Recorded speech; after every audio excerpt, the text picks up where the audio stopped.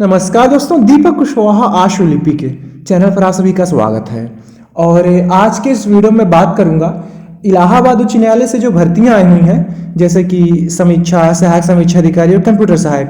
तो इन सभी के लिए जो आवेदन की अंतिम तिथि थी, मतलब कि फॉर्म भरने की जो अंतिम तिथि थी वो 21 जून था। तो कल आवेदन की अंतिम तिथि थी, वो समाप्त हो चुकी है। तो कुल मिलाकर के कुल कितने आवेदन हुए हैं, मतलब कि कितने लोगों ने फॉर्म भरे हैं, इस वीडियो में ये जानकारी आज आपको मिल जाएगी। और दूसरी बात ये कि परीक्षा कब तक हो जाएगी, और फिर एक सबसे जरूरी बात कि बहुत से लोगों ने फॉर्म भरते समय वो जो फोटो अपलोड की है उस पर ना तो अपना नाम ही लिखा है और ना ही फोटो की तारीख है। तो क्या ऐसे लोगों का आवेदन अस्वीकार कर दिया जाएगा, मतलब कि आपकी अंग्रेजी भाषा में रिजेक्ट कर दिया जाएगा? ठीक, तो आज की इस वीडियो में इन्हीं 3 बातों पर बातचीत होगी। तो आप लोग वीडियो को पूरी अंत तक जरूर देखिएगा। और जिन भी लोगों ने अभी तक मेरे इस YouTube चैनल को सब्सक्राइब ना किया हो तो पहले ऐसे सभी जन चैनल को सब्सक्राइब जरूर कर लें, कैसे कि ज़्यादा जरूरी है। ठीक, तो कल 11:40 11:50 तक, मतलब कि फॉर्म भरने की समय सीमा निर्धारित थी 21 जून तक। ठीक, तो 11:30 के आसपास की बात है। कुल मिलाकर के 2,12,690 ये मैंने एक फॉर्म भरा था जय हनुमान के नाम से। तो अब आप कहोगे कि ऐसा तो कोई फॉर्म ही नहीं भरा जा सकता है जय हनुमान नाम से, तो कुछ नाम लिखो, कोई दिक्कत नहीं। आप कल्लू कबाड़ी लिख दो या लल्लू पंजू लिख दो, कुछ भी लिख दो तो फॉर्म भरा ही जाए, कोई दिक्कत नहीं है किसी भी नाम से। या लिख दो कि नाम नहीं बताएंगे या ना बताओ का कही ले, वो तो कुछ भी लिखो, कोई दिक्कत नहीं। ठीक, तो ये था कि कुल मिलाकर के 2,12,690 फॉर्म रात को 11:30 के आसपास की बात है, मैंने भर के देखा। तो ये तो ऐसे मान के आप चलो कि 2,12,700 के लगभग में फॉर्म पड़ा है। अच्छा, अब ये नहीं कहा जा सकता कि ये फाइनल है। फाइनल मतलब कि जरूरी नहीं कि इन सभी लोगों ने वो क्या कहते हैं कि पेमेंट कर दी हो या सभी लोगों ने पूरा स्टेप इसका पूरा किया हो फॉर्म भरने का। ये केवल ये पंजीयन संख्या, रजिस्ट्रेशन नंबर है। ठीक है, इसमें से वही तकरीबन जैसे कि 2,12,700 ऐसे समझ चलो, तो इसमें से आप मान चलो लगभग 1,00,000 1,50,000 लोग ही परीक्षा देंगे। ठीक है, ऐसे तो सभी लोगों ने पेमेंट भी नहीं की होगी, सभी लोगों का फॉर्म भर भी नहीं पाया होगा। लाइव फोटो ले रहा था एकदम जिंदा कि हाँ आदमी जिंदा है कि नहीं। ठीक है, कुछ हेर फेर ना हो पाए। तो यही है कि तकरीबन 1,00,000 1,50,000 के आसपास लोग परीक्षा देंगे और 2,12,700 के आसपास फॉर्म भरे गए हैं। ठीक है, अच्छा इसकी संख्या और भी हो सकती थी, लेकिन वही जो कि इंग्लिश वाला रख दिया है मेंस लिखित, तो इसीलिए, वरना ये जाता तकरीबन 4-5 लाख के तो आसपास आराम से जाता। तो खैर ताजा आंकड़ा यही है कि 2,12,700 के आसपास फॉर्म भरे गए हैं। ठीक, अब बात यह आती है कि इसकी परीक्षा कब तक हो जाएगी। तो परीक्षा आपकी इसी अगस्त या सितंबर में हर हाल में हो जानी है, ये पिछली वीडियो में बताया था। ठीक, तो कुछ नई बात नहीं बता रहा हूं। तो अगस्त या सितंबर मान के चलिए आपकी परीक्षा हो जाएगी। परीक्षा तीनों ही पदों के लिए एक बार में ही होगी, मतलब कि वही एक प्रश्न पत्र रहेगा।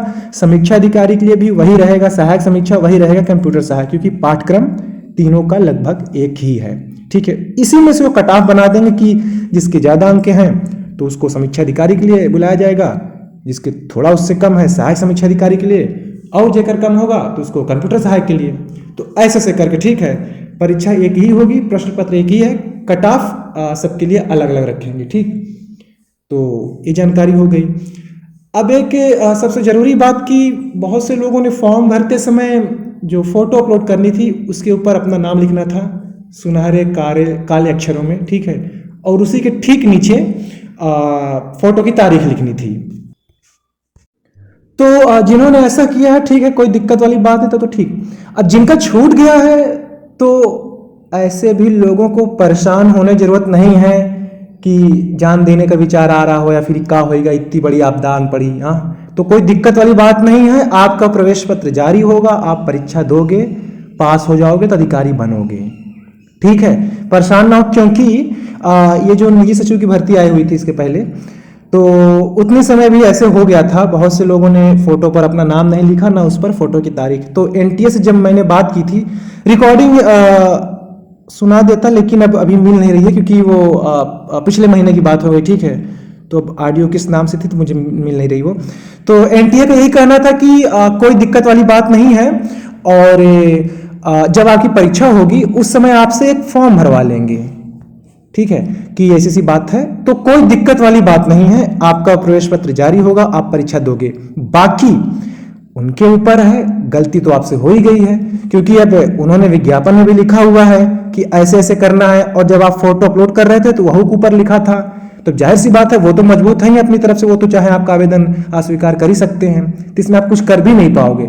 लेकिन परेशान ना हो, प्रवेश पत्र आएगा और परीक्षा आपको देने को मिलेगी, ठीक है। तो उसके लिए ज़्यादा चिंतित नहीं होना है। बाकी अगर आपने आवेदन में कुछ त्रुटि कर दी है तो यही 24 और 25 जून को समय दे रहे हैं, कुछ उसके भाग में सुधार किया जा सकता है, तो वहाँ आप लोग कर लीजिएगा अगर हो सकेगा तो, ठीक है।